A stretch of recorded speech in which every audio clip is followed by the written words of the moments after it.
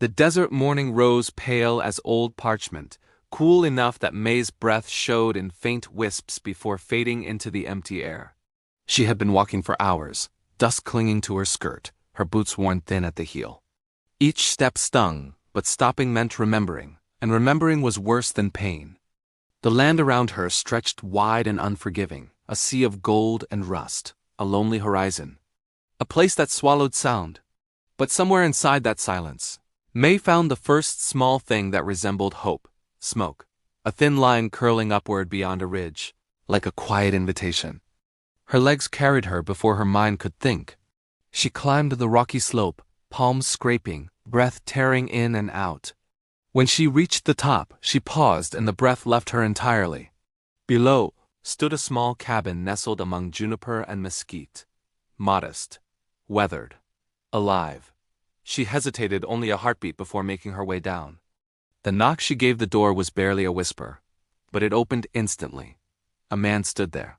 Tall, broad-shouldered, his presence filling the doorway like a shadow carved from strength. His black hair was tied back in a single braid that fell over one shoulder. His tan frontier shirt carried dust from long work, and the leather of his trousers creaked softly when he shifted. His eyes, dark, deep, and steady, held a silence that felt older than the land around them. He said nothing. Her throat was dry, her lips cracked. Water, she managed. Please. For a moment he did not move, as if measuring whether she spoke truth. Then, without a word, he stepped aside and pointed to a tin cup on the table.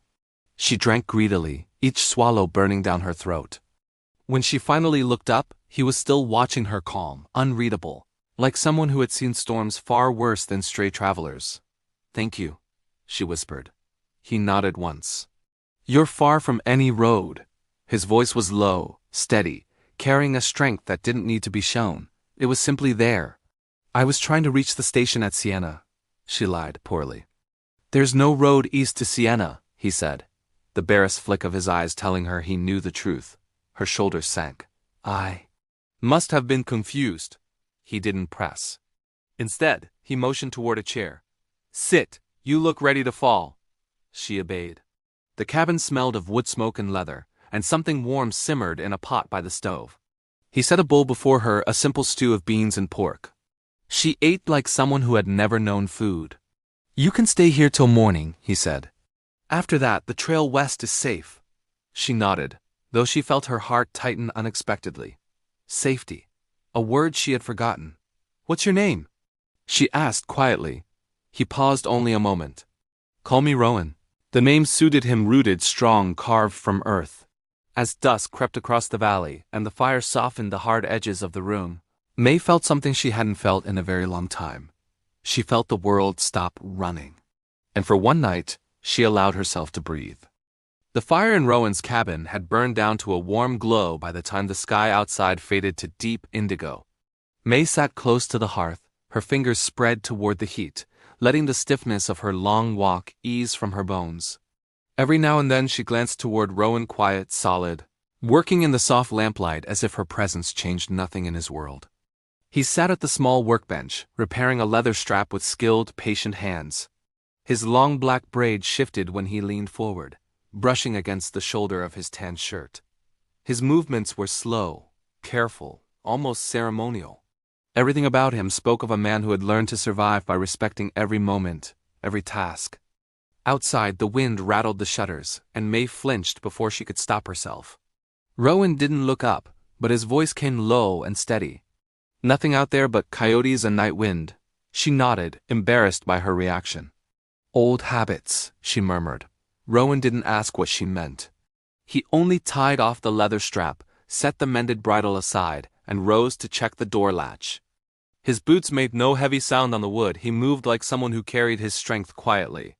"This place is safe," he said. "Sleep if you can." "Where will you sleep?" she asked. He nodded toward the corner. "I'll sit by the door.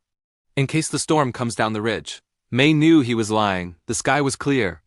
There would be no storm. He simply meant he would guard the cabin through the night. Guard her. She felt something shift in her chest, fragile and foreign. "Thank you," she whispered. Rowan just nodded. She spread the blanket he had given her over the floorboards near the fire. The smell was faintly of smoke and sage. When she curled beneath it, exhaustion pulled at her, but sleep hovered just out of reach. Every creak made her muscles tense. Every flicker of flame reminded her of running. Through the half-lidded haze of near sleep, she saw Rowan settle near the door, rifle across his knees. His long braid fell over one shoulder as he leaned back against the wall. He wasn't watching her, but he wasn't asleep either, more like a sentry. A quiet promise. For a long time she listened to the crackle of coals, the hum of the desert wind brushing the cabin walls, and the slow, steady rhythm of Rowan's breathing. For the first time in months, no footsteps chased her, no harsh voice ordering her back, no weight of someone standing over her. Her body trembled with the strange realization. She was safe. Sometime near dawn, the fire whispered down to embers. May woke briefly, cold air stinging her cheeks. She turned her head and saw Rowan still there, silhouetted against the faint blue light leaking around the doorframe. Strong, steady, unmoving. A guardian carved out of silence and patience. He didn't look at her, but something about his stillness made warmth spread in her chest. She closed her eyes, and this time sleep came softly. May woke to the soft clatter of tin pans and the scent of something warm drifting through the cabin. For a moment she forgot where she was. Her heart kicked painfully against her ribs, but when her eyes opened, the first thing she saw was Rowan's broad back. He stood at the small stove, stirring something in a cast-iron pot. The early sunlight filtered through the window, catching faint highlights in his long black braid as it brushed lightly against the tan fabric of his shirt. His figure was calm, unhurried, as if the morning itself waited for him to move. The sight alone steadied her breathing. Rowan noticed her shift and turned slightly. "You slept," he said. She nodded, rubbing her eyes. "I haven't slept like that in a long time. You were exhausted." His voice had that same low timbre, steady enough to level the chaos inside her chest. He ladled hot corn porridge into a bowl and set it on the table. "Eat. You'll need strength." May hesitated before sitting. Strength for what? He lifted his eyes to her, the dark calm in them giving nothing away. "To decide where you're going." Her stomach twisted. She wanted to say she didn't know. She wanted to pretend she had a plan. But Rowan quietly pulled out the other chair and sat across from her, waiting, not judging, not pressing, just waiting. His presence made it harder to lie, and somehow easier to tell the truth. "I was trying to leave someone," she whispered. "Someone who didn't want me to leave." Rowan didn't react. His stillness made it easier to continue. "He wasn't good to me." Rowan finally shifted his gaze, not unkindly, but with a gravity that felt like a promise. "You don't owe me anything," he said. "You don't have to explain." May swallowed hard. "I just needed to say it out loud." He nodded once, accepting her words like a burden he wasn't taking from her, but holding steady beside her anyway. After breakfast, Rowan stepped outside to check the horses. May followed quietly, keeping a respectful distance. The morning sun warmed the earth, lighting the valley in gold. Rowan moved with purpose, his boots brushing dust, the leather of his trousers creaking softly as he lifted a saddle. "What will you do today?" she asked. He glanced at the horizon. "Take supplies to the ridge, check the west trail. Could I help?" She asked before thinking. He paused.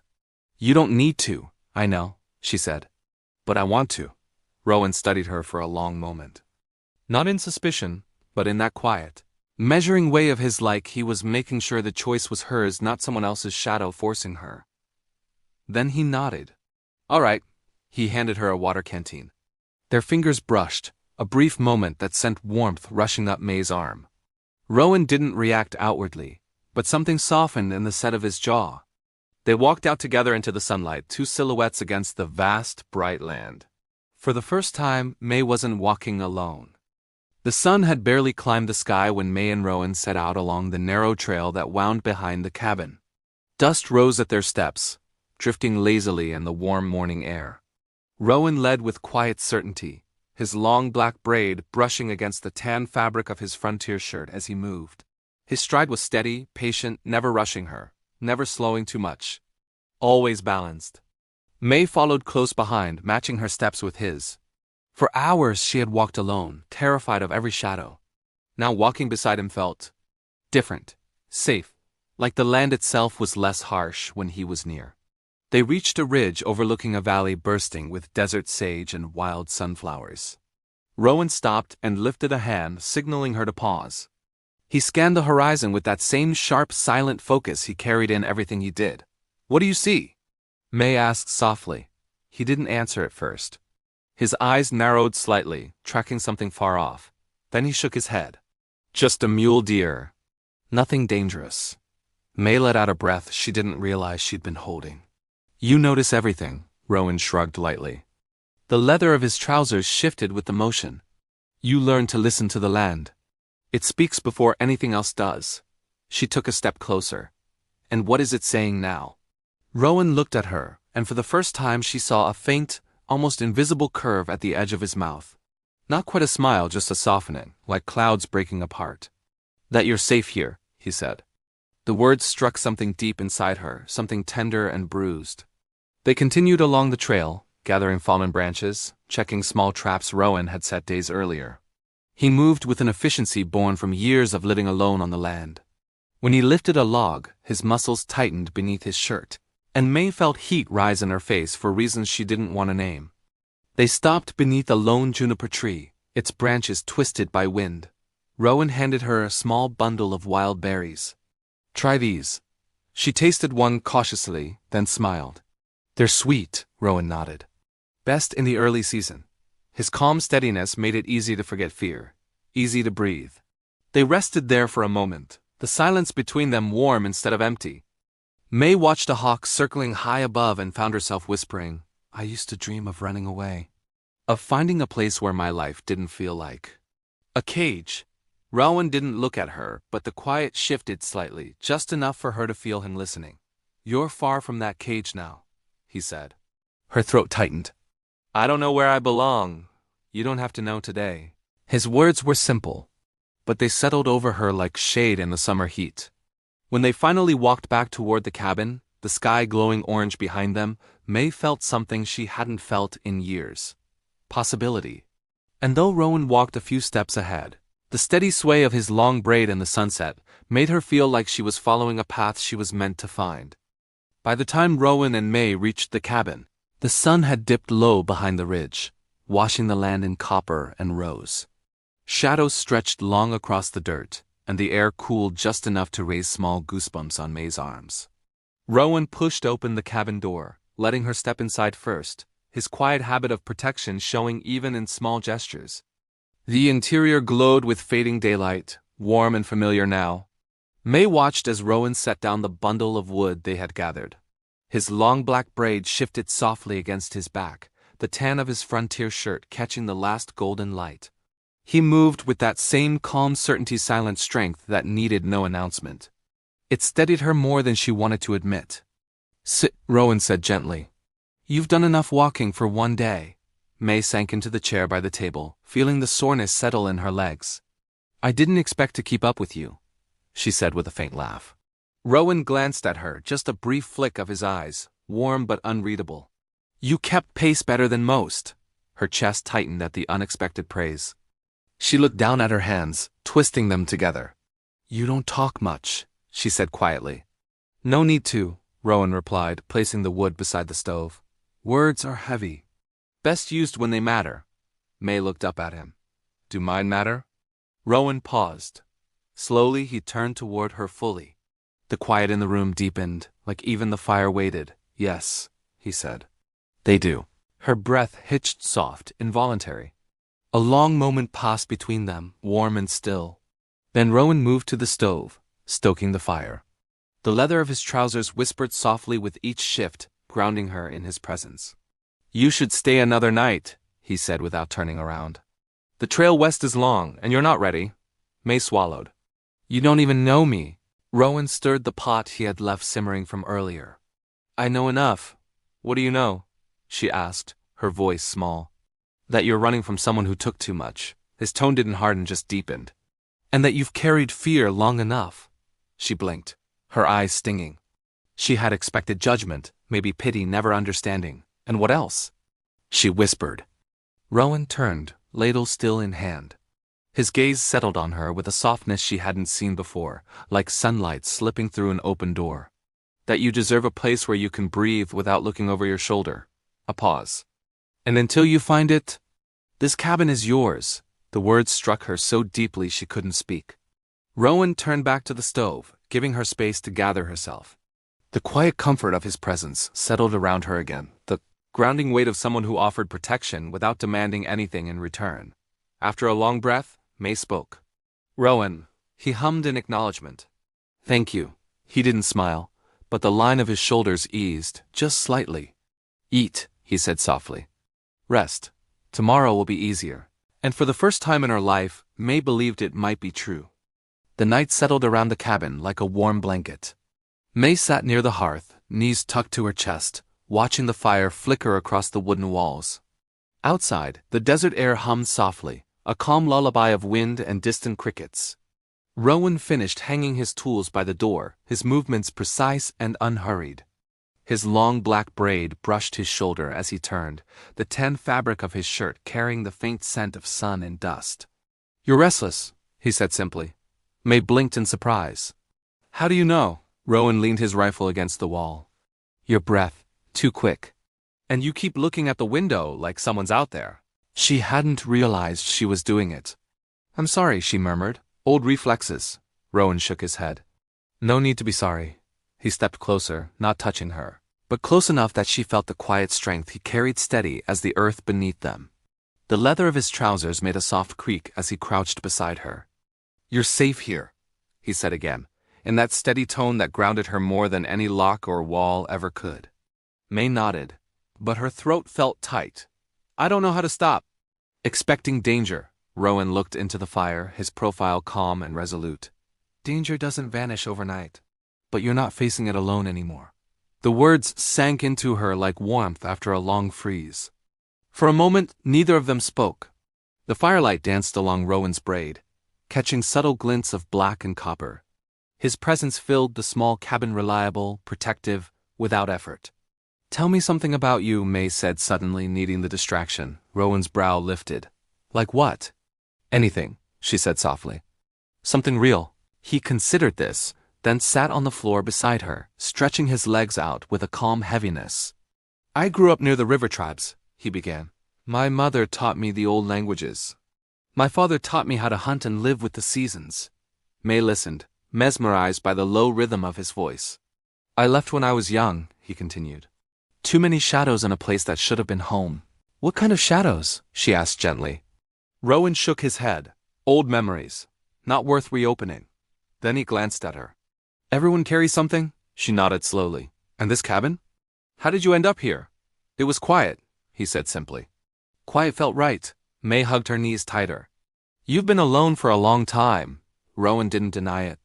Solitude isn't the same as loneliness. She swallowed. Which one do you feel? He looked at her then, fully, and in the firelight his gaze held an unexpected softness. The kind that ends when someone else walks through the door. Her chest tightened, breath catching. Before she could respond, a sudden rumble shook the ground, a deep, rolling growl from the sky. Wind slammed against the cabin walls, rattling the window. May froze. Is that? A storm, Rowan said, rising in one smooth motion. His braid swung behind him as he checked the latch. A hard one. Lightning flashed, illuminating the cabin in stark white. Without hesitation, Rowan stepped back to her and gently placed a hand near her shoulder, not touching, but close enough to offer steady warmth. You stay close, he said. Nothing's getting through these walls. His calm was unshakable, even as the storm howled outside. And for the first time, May realized something. It wasn't the cabin that made her feel safe. It was Rowan. The storm roared through the night like a beast made of wind and thunder. Rain hammered the roof in wild bursts, rattling the wooden beams. The cabin trembled at every strike of lightning. May sat close to the fire, arms wrapped tightly around herself, trying not to let old fear swallow her whole. Rowan moved around the cabin with purpose, checking the shutters, reinforcing the door with an extra bar of wood. His long black braid swung behind him as he worked, the strands dark and sleek even in the shifting light of the lantern. The tan of his frontier shirt clung to him faintly with the damp air, and the steady creak of his leather trousers grounded her more than the sound of her own breath. What if the storm gets worse? May whispered. Rowan turned toward her, his expression calmer than the world outside. Then we waited out. Storms break. Always. Another thunderclap cracked the sky, shaking the cabin. May flinched, her hands trembling. Rowan didn't hesitate. He crossed the room in quiet, even steps and crouched beside her, close enough that she could feel the warmth radiating from him. His presence was solid like a wall built for the very purpose of standing firm when the world split open. "Breathe," he murmured. "Slow. You're not back where you were." Her eyes snapped to him. "How do you know where I was?" "I don't." His voice softened. "But I know the look of someone who's been cornered too many times." May's breath stuttered. She looked down at her hands. "I hate that it shows. It shows because you survived," Rowan said. "There's strength in that." Another crack of thunder made her gasp. Rowan's hand hovered near her shoulder, not touching, but close enough that she could lean into him if she needed. May swallowed hard. "I don't want to go back to who I was there." Rowan's gaze held hers, steady and unflinching. "Then don't. You're not the same woman who walked into this cabin." Her throat tightened. "And who am I now?" "Someone brave enough to walk into a storm on her own," he said. "Someone finding her way out." Lightning flashed through the window, illuminating Rowan's strong features, his sharp jaw, the braid resting over his shoulder, the honesty in his eyes. He looked like someone carved out of wind and earth. Something unbreakable. The cabin creaked violently, and May instinctively reached for him. Rowan didn't move away. Instead, he shifted just enough that she found his steady warmth. His arm came around her in a protective arc, gentle but unshakably strong. "You're safe," he whispered. "No storm touches you while I'm here." May felt her heartbeat slow, her body unclenching piece by piece. She rested her forehead lightly against his shoulder, feeling the faint scent of smoke and sage on his shirt. Time softened. The storm raged outside, but inside everything grew still. "Why are you helping me?" she asked quietly. Rowan's hand rested near her back, warm and grounding. "Because everyone deserves one place where fear can't reach them. And this cabin is that place?" "No," he said softly. "Not the cabin." She looked up at him, breath caught. "It's you," he said. Her heart tangled in her chest, aching and relieved all at once. Outside, thunder crashed again. Inside, May didn't flinch, because Rowan didn't move. And that was enough. The storm broke just before sunrise. May woke to a soft hush, the kind that follows chaos. The thunder had faded, the wind gone quiet, leaving only the gentle dripping of rain from the cabin roof. Pale morning light crept through the window, painting the room in muted gold. She blinked, realizing she had fallen asleep leaning against Rowan.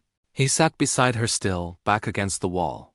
Long black braid resting over his chest, the tan of his frontier shirt wrinkled where her head had been. He hadn't moved. Not once. He'd stayed awake the entire night guarding her, steady as a mountain. "Rowan," she whispered, unsure if she should move. His dark eyes opened instantly, alert but calm the moment he saw her. "Morning. You didn't sleep?" she asked softly. He shook his head. Didn't need to, but she could see the faint shadows beneath his eyes, the slight stiffness in his shoulders. He wasn't made of stone, just a man who carried his strength without complaint. "You stayed with me the whole night," she said, the words trembling. Rowan shrugged lightly. "Storms are easier when you're not alone." May's chest tightened. He said it simply, but something in his voice held weight, truthful and quiet, like everything he offered. She pushed herself up, brushing hair from her eyes. I don't know how to thank you." "You don't have to," he replied. "I didn't do it for a debt." He rose, stretching his back, the leather of his trousers creaking softly with the motion. Then he moved toward the window and looked outside. May followed his gaze. The storm had torn through the valley, leaving branches scattered and puddles shining like tiny mirrors across the earth. But beyond the chaos, something beautiful shimmered, a soft mist rising from the warmed ground as sunlight braced itself against the horizon. "It's strange," May murmured. "Everything looks broken, but it's peaceful." Rowan nodded. "Storms clear the air. Do they clear people too?" He glanced at her, eyes steady. "Sometimes." She hesitated, then moved closer, drawn to the quiet certainty he carried. "Did last night change anything for you?" she asked. Rowan didn't answer immediately. He stepped outside onto the porch, boots sinking slightly into damp earth. May followed, her breath catching at the cool morning air. At last, Rowan spoke, his voice low. "I don't let people close." Not anymore. May's heart stilled. Because of your past? Rowan didn't confirm, but didn't deny. It's easier to live quiet. And now? She asked. Rowan's jaw shifted subtle, thoughtful. His braid moved gently in the breeze, the morning sun catching on the strands. Now, he said slowly, the cabin doesn't feel as quiet as before. May felt a warmth rise beneath her ribs, fragile but bright. Before she could speak, Rowan added, "That isn't a bad thing." The words struck her like sunlight breaking through clouds. For a moment they stood side by side, the wind brushing past them, the world washed clean by the storm. May looked at Rowan broad-shouldered, steady, a man shaped by silence and survival, and she felt something bloom inside her she hadn't felt in years. Hope, and this time, she didn't fear it. The morning sun stretched across the valley, warming the damp earth and casting a golden glow over the cabin. Rowan, native man, had already begun tending the small fire outside, moving with a quiet precision that made it seem almost sacred. His hands, strong and steady, coaxed the flame into life, each spark a small victory against the lingering dampness. May watched him from the doorway. The words she had rehearsed all night caught somewhere between her heart and her lips. Rowan hadn't spoken much since the storm, but his presence was enough grounding, protective, and familiar in a way that unsettled and comforted her all at once. Finally, she stepped outside. The crisp air carried the scent of wet earth and pine, but the warmth of the fire drew her closer. Rowan glanced at her briefly, his dark eyes calm, almost unreadable, before returning to his work. His braid fell over his shoulder like a shadowed ribbon, moving slightly in the gentle morning breeze. "Rowan," she began, her voice trembling just enough for him to notice. He looked up, a soft frown creasing his brow. "Yes?" She took a deep breath, the words she had been holding tightening around her chest. I don't want to be afraid anymore. Of anything, not storms, not strangers, not even of feelings I don't understand." Rowan's hands paused over the fire and he studied her quietly. There was no rush in his movements, only the slow, deliberate patience that had always been his way. "May," he said carefully, his voice low but steady, "it isn't easy letting someone close, not when your life has been this." His hand gestured vaguely toward the valley, toward the wildness beyond the cabin, toward the past he never spoke of. "I know," she whispered, stepping closer. "But maybe that's why it's important." Rowan's eyes softened, the edge of his solitude easing just slightly. He set down the kindling and turned fully toward her. "You've changed the quiet here," he admitted, his voice almost a growl of sincerity. "It used to be just me, and now it's different. I don't know if I'm ready for all of it." May's heart thudded painfully in her chest, but she reached for his hand anyway. His large, calloused fingers closed over hers, warm and grounding. "You don't have to be ready for everything," she said. Just for me right now." For a long moment, they stood like that, hands intertwined, watching the fire flicker and listening to the world around them wake from the storm. Rowan's expression softened further, a rare and fleeting vulnerability that only she seemed to witness. "You're brave," he murmured finally, his voice so low she almost missed it.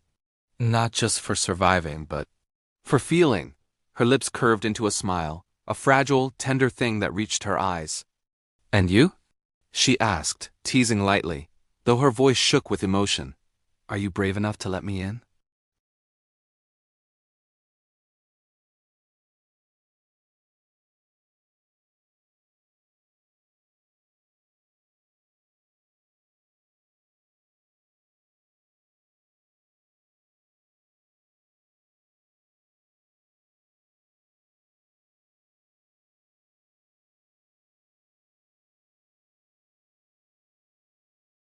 The valley held a stillness that morning, as if it too was listening to the fragile trust growing between Rowan and May. The storm had left puddles that mirrored the sky, and each droplet sparkled like a tiny promise of renewal. Rowan moved through the damp grass with ease, barefoot, his leather trousers and tan frontier shirt slightly stained from the earth, but he didn't seem to notice. His long black braids swayed lightly behind him, catching bits of sunlight as he scanned the horizon, always alert. Always protective, his powerful native presence grounding the land itself, his energy radiating calm authority and deep protection. May followed him quietly, careful not to break the fragile peace that had settled between them. After yesterday's confession, the cabin felt different, warmer, almost alive with possibility. She wondered if Rowan felt it too, or if he simply endured, as he always had. "Do you hear that?" she asked softly, breaking the silence. Rowan tilted his head, listening intently. The distant call of a hawk echoed across the valley, accompanied by the faint rustle of trees stirred by a gentle breeze. "The valley speaks," he murmured, almost to himself. "It tells those who listen what they already know in their hearts." May's hand brushed against his arm, seeking reassurance. "And what is it telling us?" He looked down at her, his dark eyes shadowed with thought, their depth reflecting both wisdom and scars. "It says to move forward, to not let the past chain us to fear." His voice was low, firm, yet warm, radiating the protective strength and quiet power of a man rooted in his people and the land. They walked together to the river, its waters clear and swift, carrying with it the memory of the storm but none of its chaos. Rowan knelt at the edge, his braid falling over his shoulder, scooping up a handful of water, letting it slip through his strong fingers, and then cupping some for her. May drank, feeling the cold life of the river rush into her, mingling with the warmth she felt for him. "You've taught me something," she said after a moment, "even though I didn't know it before. Courage isn't just fighting battles outside, it's letting someone in. Letting yourself feel." Rowan's lips curved into the faintest smile, the kind that softened the edges of his strong, stoic features. She saw a side of him few ever did, the man beneath the warrior, the native protector beneath the hardened exterior, his energy quietly enveloping her in safety. "And you," he said, "you've reminded me that even a heart that's been scarred can still trust." May's eyes shimmered with unshed tears. She wanted to reach out, to touch him, but feared breaking the spell of this quiet revelation. Instead, she stayed close, feeling the protective power in his presence, the steady rhythm of his breathing, the unspoken promise of safety and love. After a long silence, Rowan finally stood, offering his hand to her. "Come," he said. "There's more to see today. The storm has passed, but the valley is alive. And so are we." May took his hand without hesitation, feeling the strength, warmth, and protective energy in his grip. The unyielding power of a man shaped by the land, his people, and life itself. Together, they walked along the riverbank, the sunlight catching in Rowan's braid, in the golden edges of the river, and in the hope that now, after so much fear and uncertainty, their hearts might finally belong to one another. And for the first time in a long while, May felt that maybe, just maybe, they could face anything, as long as they faced it together. The evening air was warm, carrying the scent of pine and distant smoke. Rowan guided May into a small clearing where the remains of last night's fire still glowed faintly. He knelt down, his long black braids slipping over his shoulder, catching the soft shimmer of twilight. With slow, deliberate movements, he stirred the embers with a stick, sending tiny sparks drifting upward like wandering fireflies. His tan frontier shirt clung lightly to his broad shoulders, the fabric worn from years of travel. The leather trousers he wore moved silently as he shifted, every movement fluid, grounded like the earth itself trusted him. And May watched, feeling that familiar pull in her chest. She had followed Rowan over valleys, rivers, ridges, but all those miles had changed her in ways she wasn't expecting. It wasn't just the journey that shaped her, it was him. His presence held a quiet power, a steady warmth that made her feel seen in ways she never had before. "You're thinking about what happened back there, aren't you?" she asked softly. Rowan paused. Sparks drifted from the embers, lighting up the dusk around him. "Sometimes the past is a shadow," he murmured. His deep voice held both strength and sorrow. "It doesn't leave, but it teaches you how to stand stronger, how to hold close what truly matters." May stepped closer. "Does it ever scare you? Losing people, losing everything?" Rowan looked up at her. In the firelight, his dark eyes reflected years of memories, pain, survival, love, hope. Then he rose, tall and graceful, the braid down his back moving like a black river. He extended his hand, palm warm, steady. "I am strong," he said softly. "Not because I feel no fear, but because I keep moving forward. And because I have people worth protecting." His words wrapped around her heart. Rowan wasn't just strong in body, he carried a strength of spirit. A strength shaped by his tribe, his ancestors, the stories and burdens he held close. Later, beneath the star-filled sky, they shared pieces of their lives. May whispered her fears, the loneliness she'd carried for years.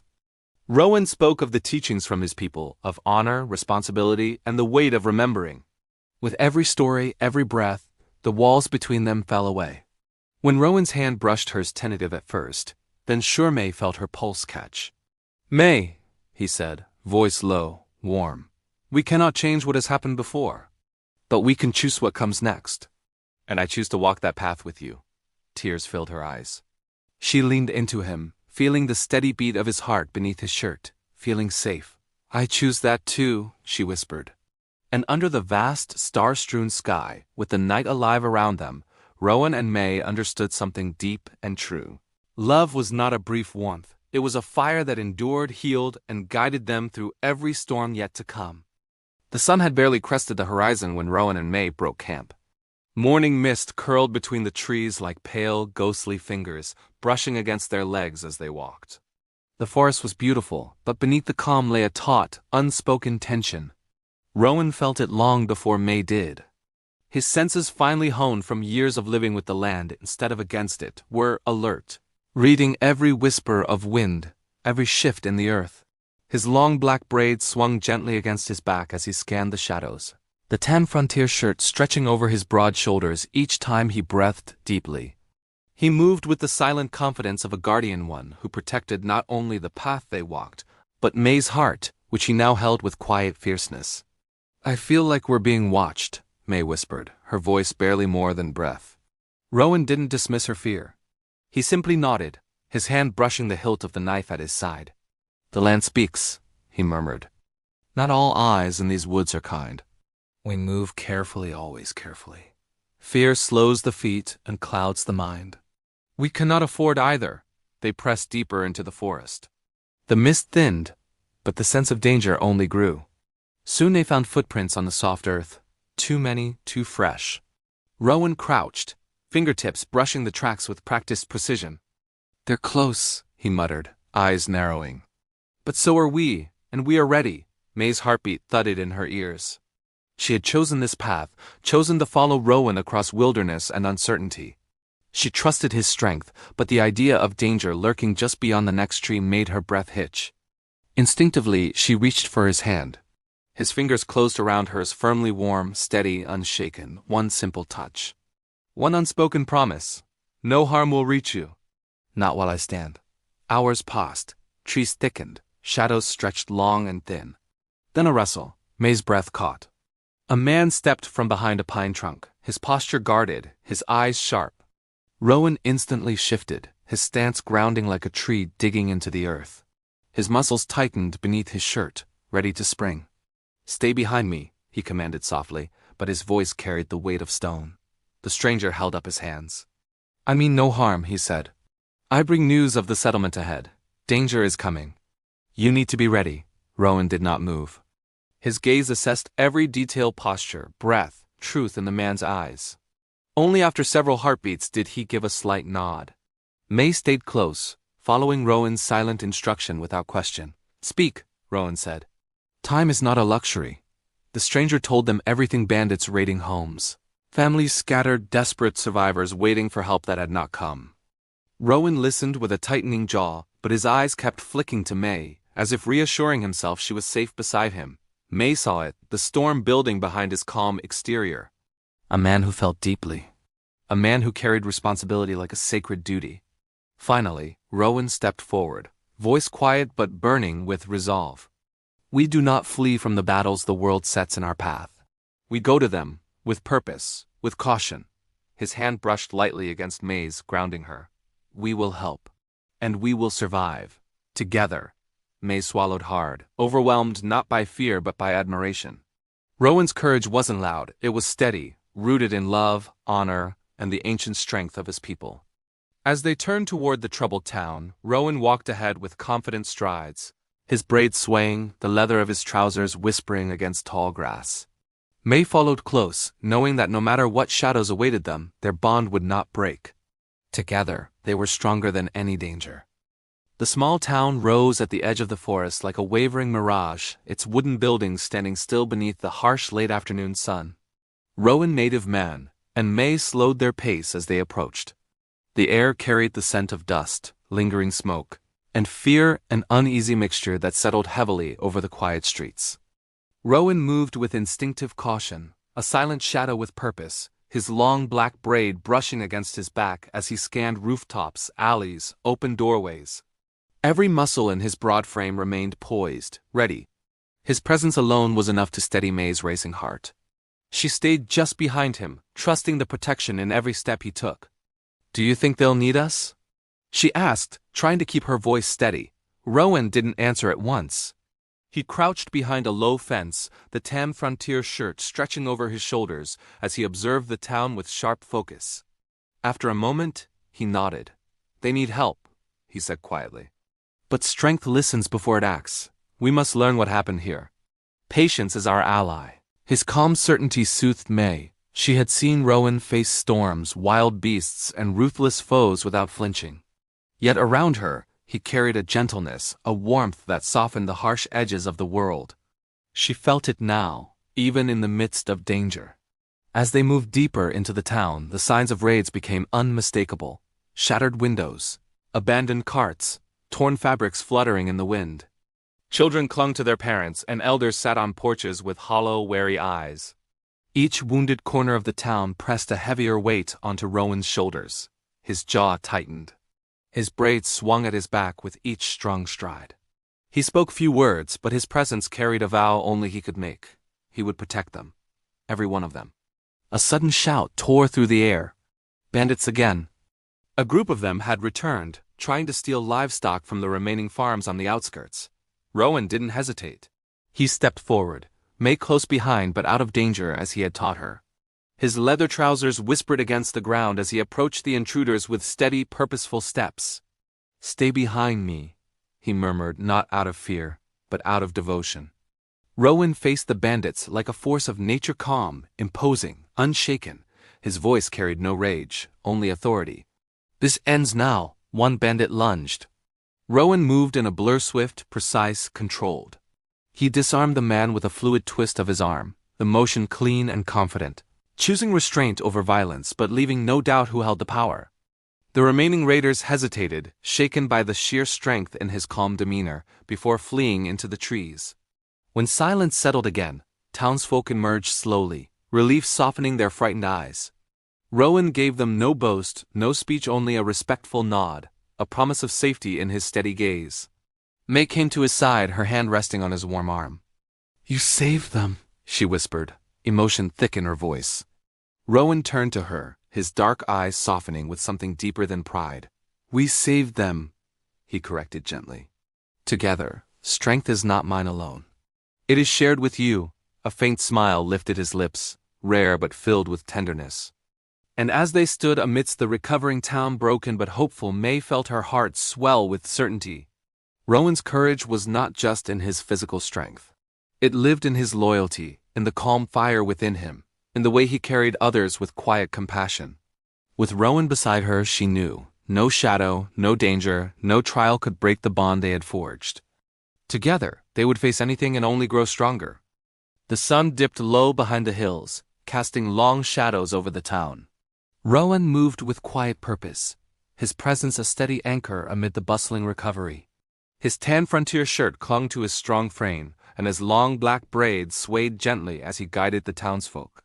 He helped repair broken fences, lifted fallen beams with ease, and calmed frightened livestock. Every action radiated calm authority, yet beneath it lay a warmth, an unspoken reassurance that they were not alone, that danger could be met and conquered. May followed closely, her hands busy helping where she could, but her gaze often drifted to Rowan. There was something mesmerizing about the way he carried himself, strong yet tender, commanding yet patient. She had seen bravery before, but Rowan's courage was different. It was rooted not just in ability, but in care, in the weight of responsibility he carried without ever seeking praise.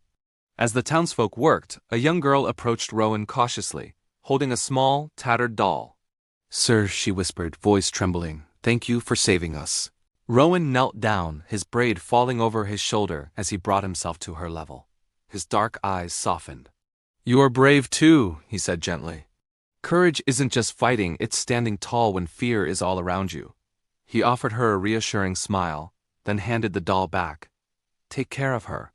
She will remind you of your own strength." The girl nodded, eyes bright with renewed confidence, and ran back to her mother.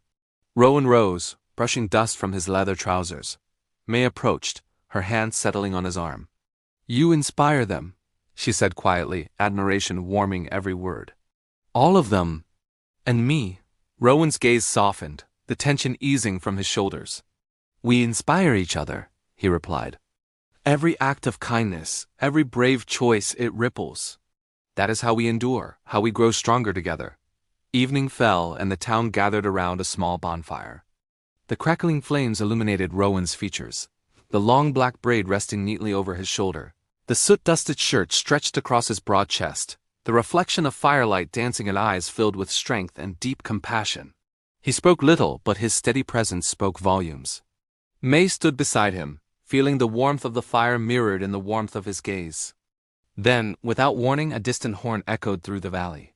Rowan's expression hardened instantly, his body shifting into protective readiness. Was it the bandits? Another threat?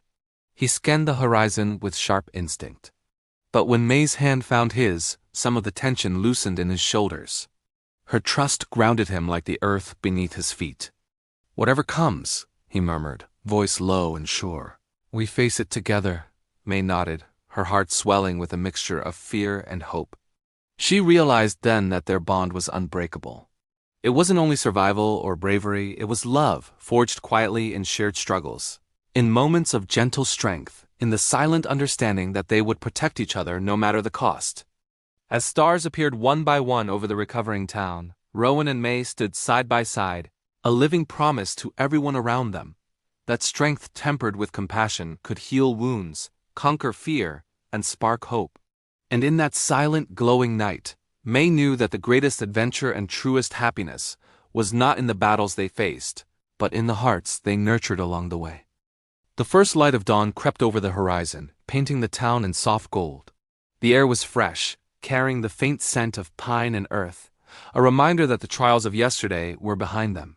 Rowan stood at the edge of the town, the wind gently tugging at his long black braid.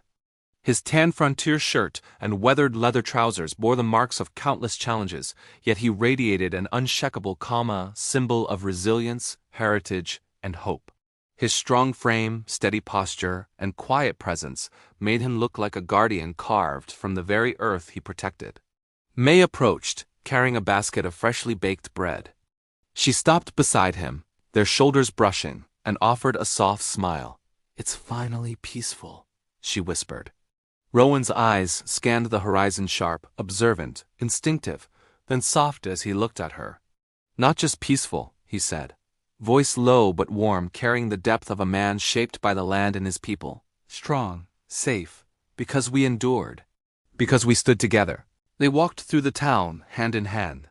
Children ran to greet them, their laughter ringing like music across the streets.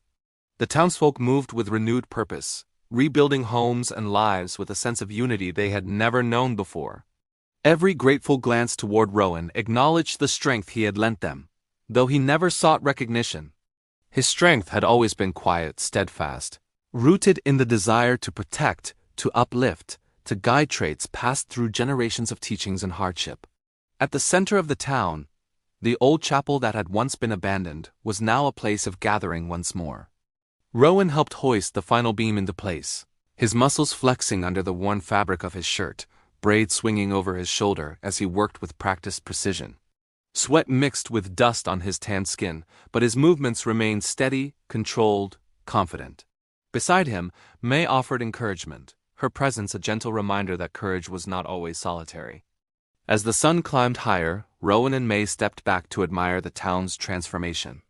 It was more than bricks and timber. It was the living heartbeat of a community renewed, strengthened by trials, yet filled with hope. Rowan's gaze lingered on the smiling faces, the children playing, the families rebuilding. Every struggle had led to this moment, and every moment had brought him closer to the woman by his side. Finally, Rowan turned to May, lifting her hand to his lips. "We've seen darkness," he said, eyes locking with hers. "But love is what lights the way, and it's ours to share."